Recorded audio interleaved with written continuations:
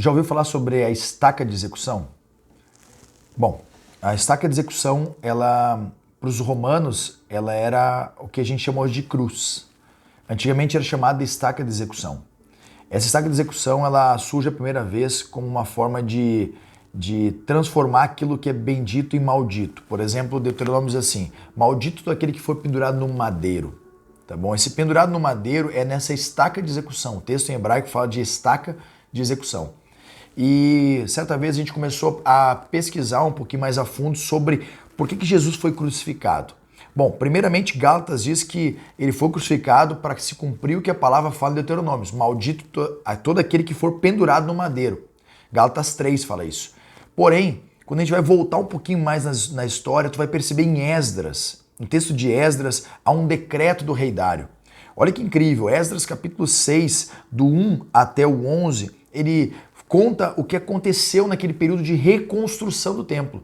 70 anos o povo estava preso na Babilônia, escravizado por Nabucodonosor, e aí começa a haver um êxodo da Babilônia em direção a Jerusalém novamente. Neemias vai, restaura as muralhas, e aí depois começa um processo de reconstrução do templo. Esse processo de reconstrução do templo, quando o templo começa a ser reerguido, o rei Dário fala assim: olha, eu quero fazer um decreto, eu libero um edito a respeito da construção do templo. E esse edito, ele financia a construção do templo. Ele paga a construção do templo. Ele paga os trabalhadores do templo. Ele coloca sobre a sua própria conta para com que isso, de fato, seja reedificado. E esse processo todo de construção leva 46 anos, que é o que diz lá em João, no capítulo 2. 46 anos. E o que acontece? O rei Dário, no capítulo 6, verso 11, ele libera uma sentença condenatória para todo aquele que quiser agora impedir ou destruir esse templo de Deus. Olha o que Esdras 6, verso 11 diz. Além disso, eu fiz um decreto que qualquer um que alterar essa palavra, arranque-se uma estaca de sua casa e, sendo erguida, que ele seja pregado nela, e que a sua casa seja feita uma pilha de estrume por causa disso. Esse decreto do rei Dário, ele era um decreto de que todo aquele que destruísse o templo, profanasse o templo, ou de alguma forma tentasse quebrar com os utensílios do templo que haviam sido roubados pela Babilônia e agora restaurados pelo rei Dário, o rei Dário disse assim: vá na casa desse homem, arranque a viga mestra dessa casa e preguem esse perturbador nessa estaca. Que ele sirva de exemplo para que todo aquele que quiser profanar o templo ou destruir o templo seja executado. Agora, olha o que o texto diz em João, no capítulo 2, verso 19. João, no capítulo 2, verso 19, diz assim: ó, e Jesus respondendo disse: destrua este templo e em 3 dias eu o levantarei.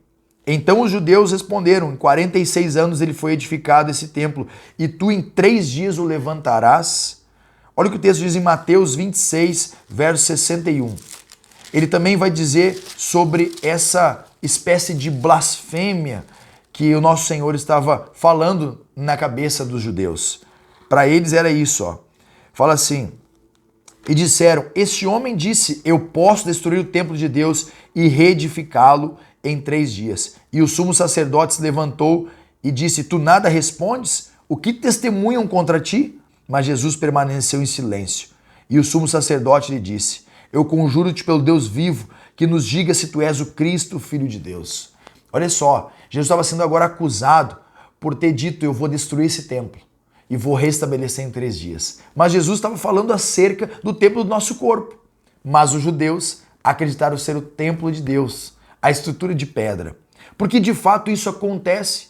No ato da crucificação, conta que houve um terremoto, ou conta que se abalou-se a estrutura do templo, de modo que as pedras caíram, os sepulcros se abriram e o véu se rasgou. Fala: eis que o véu do templo se rasgou em 2 de alto a baixo, e tremeu a terra e fenderam-se a rocha. Os sepulcros se abriram e muitos corpos dos santos que foram sepultados foram ressuscitados. E naquela cidade santa eles apareceram a muitas pessoas que estavam ali. Olha só, o que acontece? Jesus diz que vai quebrar o templo, vai destruir o templo.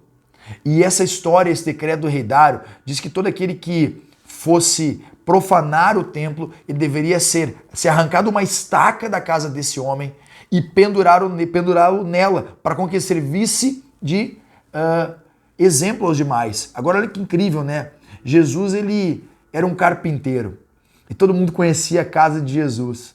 Porém, Jesus sendo um carpinteiro, e João, capítulo 1, verso 31, Jesus apresenta a casa dele. E Jesus, no versículo 39, mostra que as pessoas foram ver onde Jesus morava. E ele ficou lá com os seus discípulos. Ou seja, todo mundo sabia onde era a casa de Jesus.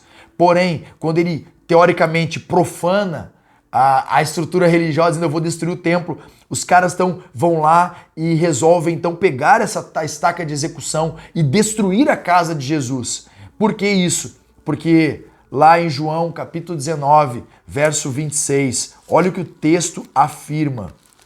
Diz assim, Jesus está na cruz, a sua mãe está de frente da cruz, o seu pai José já era falecido, a sua mãe Maria era viúva. E olha o que o texto diz. Verso 26. Ora, Jesus vendo ali a sua mãe ao lado dela, o discípulo a quem ele amava, ele disse à sua mãe, mulher, eis aí o teu filho. E então ele disse ao discípulo, eis aí a tua mãe. E desde aquela hora, o discípulo a recebeu em sua própria casa. Por que João recebe Maria, mãe de Jesus, em sua própria casa? Porque segundo o decreto do rei Dário, aquele que profanasse o templo, seria arrancada a viga principal da casa daquele profanador, iriam pregar ele naquela madeira e aquela casa seria destruída para a ruína e para a vergonha de toda aquela família. Ou seja, Maria agora viúva de José, Maria agora sem o seu filho Jesus, o carpinteiro de Nazaré, agora ela não tem mais nem onde morar. Então Jesus vira para João e fala assim, ei, recebe essa mulher na tua casa, acolhe ela. Maria chega em Jerusalém sem casa, viúva, e agora o seu filho morto. Ela não está aos pés da cruz somente por causa de Yeshua, mas ela está aos pés da cruz para receber uma nova moradia com João. Em sua casa, Maria agora está dizendo, ei, eu encontrei um novo lar, a casa daquele que ama o meu filho. Agora para pensar, hoje, quantas vezes você pode dizer o seguinte, eu encontrei um novo lar, estou na casa daquele que ama o meu filho Jesus, as pessoas estão à sua volta.